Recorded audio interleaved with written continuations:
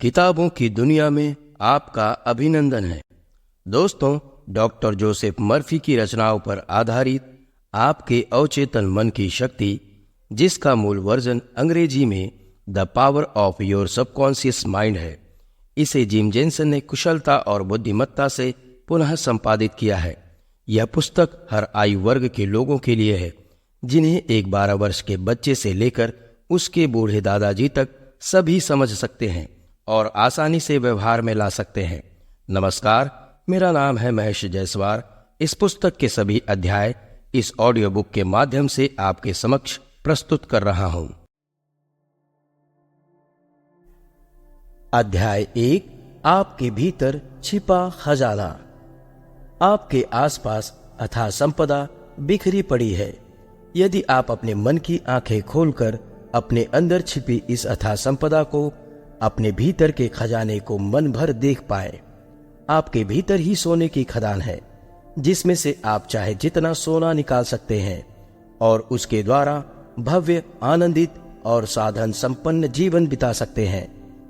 हम में से कई लोग अब तक गहरी नींद में हैं, क्योंकि वे अपने भीतर छिपे असीम बुद्धिमत्ता और अथाह प्रेम के इस खजाने के बारे में कुछ नहीं जानते।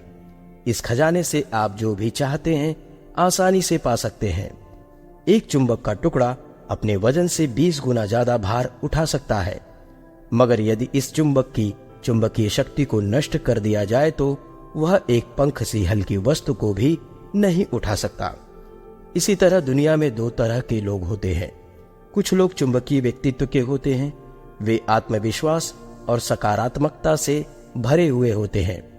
वे यह जानते हैं कि वे सफल होने और जीतने के लिए ही पैदा हुए हैं। दूसरे तरह के लोग वे होते हैं जो चुंबकीय शक्ति रहित होते हैं, अर्थात भय, शंका और असुरक्षा की भावनाओं से भरे हुए होते हैं। अवसर आते हैं और वे कहते हैं, हो सकता है मैं असफल हो जाऊं, या मैं अपना धन गंवा बैठूं, या लोग मुझ पर हंसे। इस तरह के व्यक्ति जीवन में कुछ भी हासिल नहीं कर पाते, क्योंकि यदि वे आगे बढ़ने से डरते हैं तो वे वहीं रहेंगे जहां वे आज खड़े हैं। चुंबकीय शक्ति को अपने व्यक्तित्व का हिस्सा बनाएं और युगों से चले आ रहे सफलता के परम रहस्य को खोज लें। सफलता का परम रहस्य। आपकी राय में युगों से चले आ रहा सफलता का परम रहस्य कौन सा होगा? आणविक ऊर्जा का रहस्य, परमाणु बम, दूसरे ग्रहों का प्रवास? नहीं, इनमें से कुछ भी नहीं। फिर यह परम रहस्य आखिर है क्या? हम इसे कहां ढूंढ सकते हैं और इसे कार्य रूप में कैसे बदला जा सकता है? इसका उत्तर बिल्कुल साधारण, सरल है। यह परम रहस्य आपके भीतर छिपी वह चमत्कारी अद्भुत शक्ति ही है जो आपके अवचेतन मन में निवास करती है।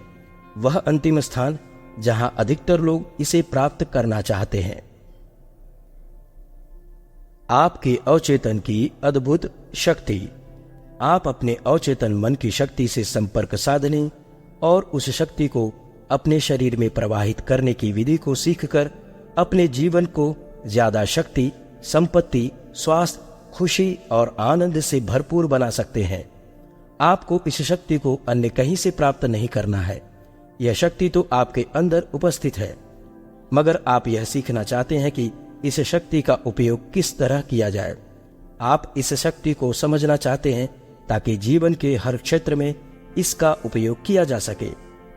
जैसे ही आप इस पुस्तक में बताई गई सरल तकनीकों का प्रयोग करना शुरू करते हैं, आपको आवश्यक ज्ञान और समझ प्राप्त होने लगेगी। आप एक नई रोशनी से प्रेरित होने लगेंगे और आप स्वयं में ऐसी शक्ति उत्पन्न करेंगे जो आपको अपने विश्वास और सपनों को समझकर उन्हें वास्तविकता में बदलने में मदद करेगी। अब आप अपने जीवन को पहले से ज्यादा बड़ा, भव्य, धनी और महान बनाएं। आपके अवचेतन मन के भीतर अथाह बुद्धिमत्ता, अथाह शक्ति और सभी आवश्यक बातों का सतत प्रवाह मौजूद है, जो विकसित होने और अभिव्यक्त होने की राह देख रहा है। आपके मन की गहराई में छिपी उन क्षमताओं को पहचानें और वे आपकी दुनिया बदल देंगी। आपके अवचेतन की शक्ति आपको सब कुछ प्रदान कर सकती है। बस आपको हर घड़ी, हर समय, हर स्थान पर खुले व ग्रहणशील मन के साथ उपस्थित रहना है। आप नए विचार ग्रहण कर सकते हैं जो आपको नए आविष्कार करने, नई खोज करने, पुस्तक या नाटक लिखने के योग्य बनाते हैं। इसके साथ ही आपके अवचेतन मन की असीम शक्ति आपको अद्भुत प्रकार का मौलिक ज्ञान प्रदान करती है। यह आप में समाहित होकर आपके जीवन में आदर्श अभिव्यक्ति और सही स्थान प्राप्त करने के रास्ते बनाती है।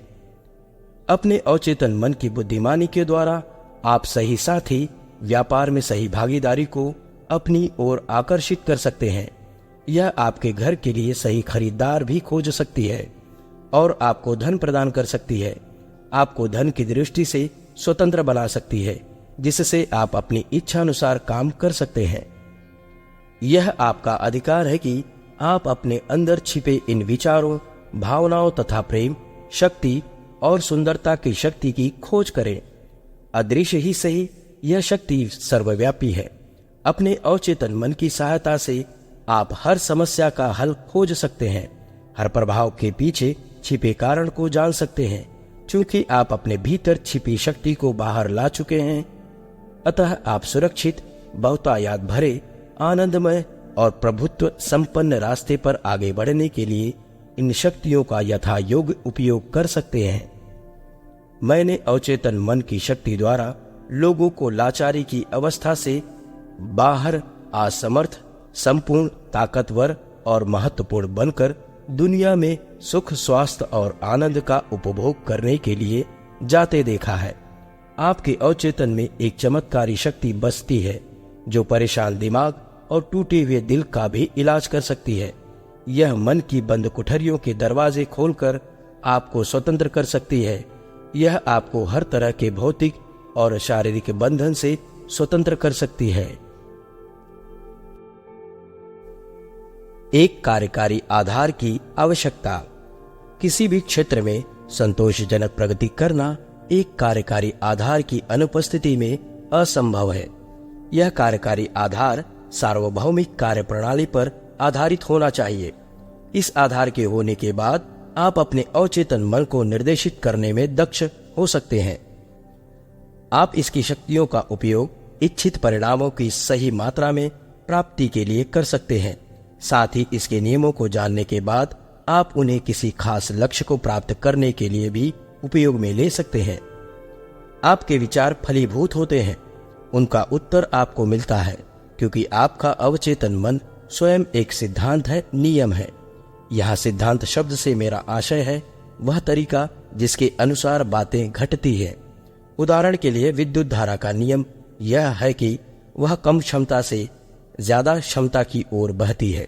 विद्युत धारा का उपयोग करते समय आप इस नियम को बदल नहीं सकते, मगर इस नियम के साथ सामंजस्य बैठाते हुए आप कई चमत्कारिक आविष्कार कर सकते हैं, खोजें कर सकते हैं, जिनसे संपूर्ण मानवता को लाभ मिले। आपके जीवन में घटने वाली सभी घटनाएं, अनुभव, परिस्थितियां और आपके कार्य उन विचारों का परिणाम होते हैं जो आप चेतन मन में करते हैं और अवचेतन मन को प्रेषित करते हैं। याद रखें, यह किसी वस्तु पर विश्वास रखने की बात नहीं है, वरन यह उन धारणाओं, विश्वासों की बात है जो आपके मन में बसे हुए हैं, जिनसे आपको ऐसे परिणाम मिलते हैं। मानवों द्वारा पैदा की गई झूठी धारणाओं, अंधविश्वासों, किसी के बारे में बनाई गई राय और भय पर विश्वास करना बंद कर दें और जीवन की असीम संभावनाओं और सत्य पर विश्वास करना शुरू कर दें। ऐसा करते ही आप आगे बढ़ते जाएंगे, उन्नति करते जाएंगे। ब्रूस एच लिप्टन ने अपनी उल्लेखनीय पुस्तक स्पॉन्टेनियस इवोल्यूशन में लिखा है, हमारा अवचेतन मन हमारे व्यवहार के 95% हिस्से को और हमारी संज्ञानात्मक गतिविधियों को नियंत्रित करता है और नियंत्रण की यह प्रक्रिया प्रारंभिक रूप से हमारे विश्वासों, हमारी धारणाओं पर आधारित होती है। जब हम अपनी भावनाओं और धारणाओं पर व्यक्तिगत तथा संयुक्त रूप से नियंत्रण पाना सीख लेते हैं, अपने जीवन पर हमारा नियंत्रण होने लगता है। जो भी इस पुस्तक को पढ़ता है और इसमें दिए गए अवचेतन मन के सिद्धांतों का व्यवहारिक रूप से उपयोग करता है, वह स्वयं के और दूसरों के बारे में वैज्ञानिक रूप से प्रभावशाली तरीके से सोचना सीख लेता है। आपके विचारों, प्रश्नों का उत्तर क्रिया प्रतिक्रिया के सार्वभौमिक नियम के मुताबिक मिलता ही है। विचार वास्तव में क्रिया का ही प्रारंभिक रूप है। इस क्रिया की प्रतिक्रिया वास्तव में अवचेतन मन की प्रतिक्रिया है, जो आपके विचार के अनुरूप उत्तर देती है। अपने मन को सद्भाव, स्वास्थ्य, शांति और सद्भावना के विचारों से पूर्ण रखें। आपके जीवन में चमत्कार घटित होने लगेंगे। चेतन और अवचेतन मन। आपके मन के दो कार्यों से परिचित होने का सबसे अच्छा तरीका है कि अपने मन को किसी बगीचे की तरह समझें। आप उस बगीचे के माली हो और आप उस बगीचे में सारा दिन बीज यानी विचार बोते रहते हो। ये विचार आपकी विचारधारा पर आधारित होते हैं। आप जो कुछ अपने अवचेतन मन में बोते हैं, वही आपको अपने शरीर और वातावरण के लिए प्राप्त होता है। जब आप सही दिशा में सोच पाते हो, जब आप सत्य को समझते हो, जब आपके अवचेतन में जमा विचार रचनात्मक, समरूपी और शांतिदायक होंगे, आपके अवचेतन मन की कार्य शक्ति उसी के अनुसार प्रतिक्रिया देगी और आपके चारों ओर रचनात्मक और शांतिपूर्ण वातावरण का निर्माण करेगी। जब आप अपनी विचार प्रक्रिया को नियंत्रित करते हैं, आप अपने अवचेतन मन की शक्ति का उपयोग किसी भी संकट का सामना करने, किसी भी परेशानी का हल निकालने में कर सकते हैं। दूसरे शब्दों में, ऐसा करके आप वास्तव में उस सार्वभौमिक शक्ति और सर्वशक्तिमान सिद्धांत के साथ होशपूर्वक सामंजस्य बैठा रहे होते हैं। चेतन और अवचेतन मन के बीच संवाद का ज्ञान आपके अपने जीवन को पूरी तरह से बदलने के योग्य बनाता है। बाहरी परिस्थितियों को बदलने के लिए आपको उनके कारणों को बदलना होगा। अधिकांश लोग परिस्थिति बदलने के लिए उनके साथ काम करते हैं, जूझते हैं। मतभेद, संशय, हीनता और सीमाओं को समाप्त करने के लिए उनके कारण को समाप्त करना होगा, और इसका कारण है चेतन मन को निर्देश देने का आपका तरीका। दूसरे शब्दों में, वह तरीका जिसके आधार पर आप सोचते हैं और अपनी इच्छाओं को मन में चित्रित करते हैं। यह जानना निहायत ही मजेदार और लुभावना होगा कि आप किस तरह अधिकार भाव से अपने अंतर मन के साथ संवाद स्थापित करते हैं, जो आपके मन में शांति, एकता और मौन लाता है। अवचेतन मन चेतन मन के अधीन है, इसलिए इसे अवचेतन कहा जाता है।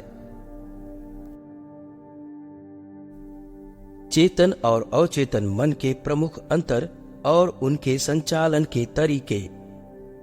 दोनों का मुख्य अंतर नीचे दी गई बातों से स्पष्ट होगा। चेतन मन शरीर रूपी जहाज का कप्तान होता है।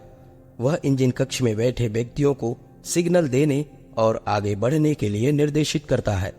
इंजन कक्ष के व्यक्ति उसके निर्देशों के अनुसार सारे उपकरणों जैसे बॉयलर, गेज आदि को चलाते हैं। इंजन कक्ष में बैठे व्यक्ति यह नहीं जानते कि वे कहां जा रहे हैं। वे केवल आदेश का पालन करते हैं। यदि कप्तान अपने उपकरणों, कंपास, सेक्सटेंट इनके संकेतों से भ्रमित होकर उन्हें गलत निर्देश देगा, तो वे जहाज को चट्टान से भी टकरा सकते हैं। इंजन कक्ष में बैठे लोग उसकी बात मानते हैं, क्योंकि वह जहाज का कप्तान है और उसका आदेश मानना उनका फर्ज है। जहाज के कर्मचारी कप्तान से सवाल जवाब नहीं करते, वे केवल उसकी बात मानते हैं। कप्तान जहाज का मालिक होता है और उसके आदेश माने जाते हैं। इसी तरह आपका चेतन मन आपके जहाज का कप्तान होता है, जो आपके शरीर, वातावरण और आपके समस्त कार्यों को दिखाता है। आपका अवचेतन मन केवल इन आदेशों का पालन करता है, और ये आदेश आपका चेतन मन आपकी धारणाओं और विश्वास के आधार पर देता है। आइए इसे अधिक निकटता से परखते हैं। यह बड़ा ही प्रभावशाली रूपक है। हमारा चेतन मन जहाज के कप्तान के समान है, जो जहाज के कर्मचारियों को या अवचेतन मन पर अपने आदेश बरसाता रहता है। जहाज के कर्मचारी नीचे की और पानी की सतह के करीब रहते हैं। ऊपर क्या हो रहा है, जहाज कहाँ जा रहा है, न तो वे यह देख सकते हैं, न ही उन्हें इसकी परवाह होती है। वे केवल कप्तान के आदेशों का पालन करते हैं, बिना इसकी चिंता किए कि जहाज किसी दूसरे जहाज से या किसी बर्फ की चट्टान से टकरा जाएगा या सही सलामत किनारे पर लग जाएगा। कर्मचारी यानी अवचेतन कोई भी निर्णय लेने की क्षमता नहीं रखते। यह कप्तान यानी चेतन मन से न तो कोई प्रति प्रश्न करते हैं, न ही सुझाव देते हैं। ये केवल दिए गए निर्देशों का पालन करते हैं। हमारा अवचेतन दासत्व भावना से भरपूर होता है, जिसका उद्देश्य चेतन मन की सेवा में हाजिर रहना मात्र होता है। इसलिए उदाहरण के लिए, यदि हम लगातार स्वयं से यह कहते रहें कि मैं लोगों के नाम याद नहीं रख पाता, तो आपका अवचेतन मन इसका पालन करेगा और धीरे धीरे आपकी स्मृति कमजोर होती जाएगी। आप लोगों के नाम भूलने लगेंगे। आपका अवचेतन मन जानबूझकर आपकी स्मृति को धुंधला करता जाएगा, जिससे आप उन नामों को याद नहीं रख पाएंगे। वह ऐसा इसलिए करता है क्योंकि आपके चेतन मन से उसे यही निर्देश बार बार मिल रहा होता है कि मैं नाम याद नहीं रख सकता। अवचेतन मन बहुत शक्तिशाली उपकरण है और आगे हम यह सीखेंगे कि किस तरह इसे जानबूझकर व्यस्त रखा जा सकता है और सावधानी पूर्वक ऐसे निर्देश दिए जा सकते हैं जो हमारे मन की इच्छाओं को पूरा करने में हमारी सहायता करे और हम मनचाही जिंदगी प्राप्त कर सकें। मुझे याद आता है, कई सालों पहले मैं एक सेमिनार में गया था। वहां एक शादीशुदा जोड़े ने अपनी आप बीती सबके साथ साझा की। उन्होंने बताया कि उनके परिवार के हर सदस्य को जून के महीने में जुकाम की शिकायत हो जाती है और यह क्रम पिछले 20 सालों से चलता आ रहा है।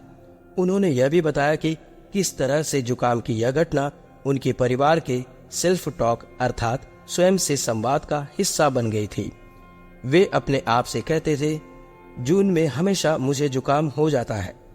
ऐसा वे सालों तक करते रहे और उनके अवचेतन मन ने इसे ग्रहण करते हुए इसे वास्तविकता में बदला और वे सालों साल हर साल जुकाम से पीड़ित होते रहे।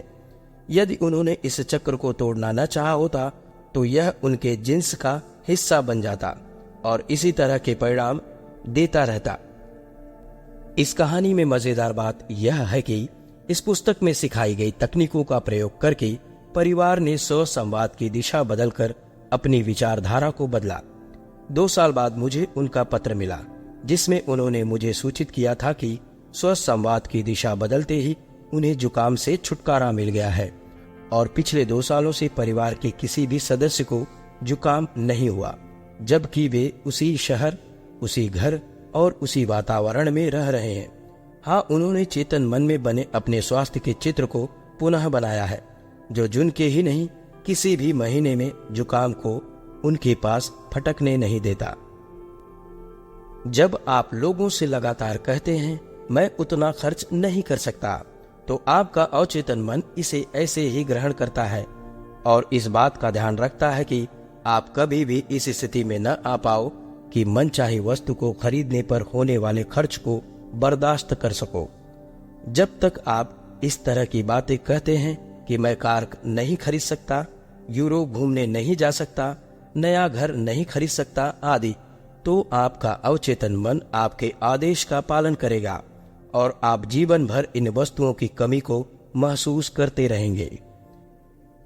एक और सरल विवरण है कि जब आप कहते हैं कि मुझे मशरूम पसंद नहीं है और अचानक किसी समारोह में आपकी थाली में मशरूम सॉस या सलाद के साथ परोसा जाता है, तो निश्चित ही उसे खाकर आपका हाजमा खराब हो जाएगा, क्योंकि आपका अवचेतन मन यह जानता है कि उसका बॉस यानी चेतन मन मशरूम पसंद नहीं करता है। आपके चेतन मन और अवचेतन मन की क्रियाविधि और उसके संचालन के तरीके में अंतर बताने का यह मनोरंजक उदाहरण है। एक महिला कह सकती है कि यदि मैं रात में कॉफी पीऊंगी तो सुबह 3 बजे मेरी नींद खुल जाएगी, तो जिस रात वह कॉफी पिएगी उसका अवचेतन मन उसे 3 बजे उठा देगा, यह सोचकर कि बॉस यानी चेतन मन चाहता है कि आप अल सुबह उठ जाएं। आपका अवचेतन दिन में 24 घंटे काम करता है और आपके विचारानुसार प्रतिक्रिया देकर आपको लाभ पहुंचाने की कोशिश में रहता है। याद रखने योग्य बातें। खजाना आप ही के भीतर छिपा हुआ है। अपने प्रश्नों के उत्तर पाने के लिए या अपनी इच्छाओं की पूर्ति के लिए आपको अपने भीतर झांकना होगा। सभी युगों में जो महान पुरुष हुए हैं, उनकी महानता का राज यही था कि उन्होंने अपने अवचेतन मन की शक्ति को समझकर उससे संपर्क करने और उसका उपयोग करने की योग्यता अपने भीतर विकसित की थी। आप भी ऐसा कर सकते हैं। आपके अवचेतन मन के पास आपकी हर समस्या का समाधान है। यदि आप सोने से पहले मन में विचार करते हैं कि सुबह मुझे 6 बजे उठना है, तो आपका अवचेतन मन आपको सही समय पर उठा देगा। आपका अवचेतन मन आपके शरीर का निर्माता है और आपको स्वस्थ रख सकता है। रोज रात को इस विचार के साथ सोने की आदत डालें कि आपका शरीर पूर्ण रूप से स्वस्थ है। आपका अवचेतन मन आपके आज्ञाकारी सेवक की तरह आपके आदेश पर चलते हुए आपको पूर्ण स्वास्थ्य प्रदान करेगा। आपके मन का हर एक विचार कारण है और हर एक परिस्थिति उसका प्रभाव है, अर्थात उस विचार पर अवचेतन मन द्वारा दी गई प्रतिक्रिया है। यदि आप कोई पुस्तक लिखना चाहते हैं, बढ़िया नाटक लिखना चाहते हैं, श्रोताओं के समक्ष प्रभावशाली भाषण देना चाहते हैं, तो अपने इस विचार को कोमलता से, भावनात्मक तरीके से अपने अवचेतन मन को बताएं। वह इसी के अनुसार काम करेगा। आप किसी जहाज के कप्तान की तरह हो।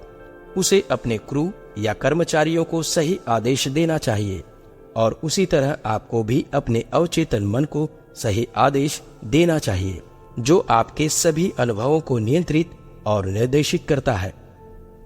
कभी भी मैं नहीं कर सकता या मैं इतना खर्च बर्दाश्त नहीं कर सकता जैसे वाक्यों का उपयोग न करें। आपका अवचेतन मन इसे आपका आदेश मानकर काम करेगा और यह सुनिश्चित करेगा कि आपके पास कभी भी अपनी मनचाही वस्तुएं खरीदने के लिए धन न हो। इसके स्थान पर सकारात्मक भाव से यह कहें कि अपने अवचेतन की शक्ति के बल पर मैं सब कुछ कर सकता हूँ। जीवन का नियम वास्तव में धारणाओं पर आधारित होता है। धारणा आपके मन के विचार ही है। कभी भी ऐसी बातों में विश्वास न करें जिनसे आपको नुकसान हो सकता है।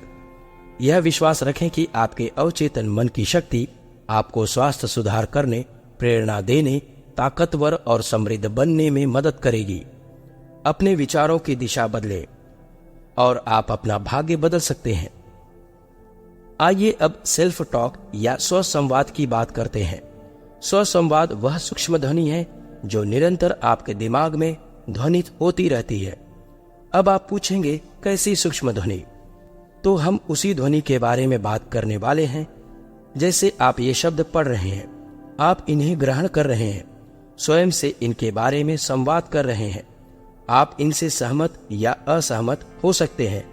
आप इसका उत्तर देने के लिए एक ईमेल लिखने के बारे में सोच सकते हैं या यह भी सोच सकते हैं कि आप रात के खाने में क्या लेने वाले हैं। यहाँ आपके भीतर की सूक्ष्म ध्वनि आपसे प्रश्न करती है और वही ध्वनि आपको उत्तर भी देती है।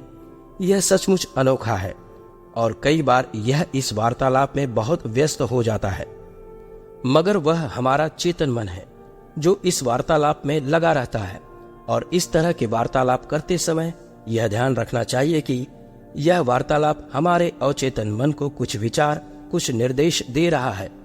जैसे जैसे हम इसके बारे में सचेत होते जाते हैं, यह जानने लगते हैं कि यह वार्तालाप, ये विचार हमारे भविष्य का निर्धारण करते हैं, तो हम अपने विचारों की गुणवत्ता के प्रति सचेत हो जाते हैं, उनका सतत निरीक्षण करते हैं और कमजोर या खराब विचारों को निकाल बाहर करते हैं।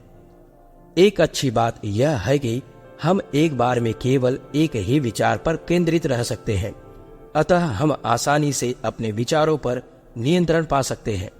जब हम अभिपुष्टि या समर्थन की अवधारणा की बात करेंगे, स्व संवाद के बारे में आपका ज्ञान और बढ़ेगा। अध्याय 3 में स्व संवाद नामक महत्वपूर्ण विषय पर विस्तार से बात की जाएगी।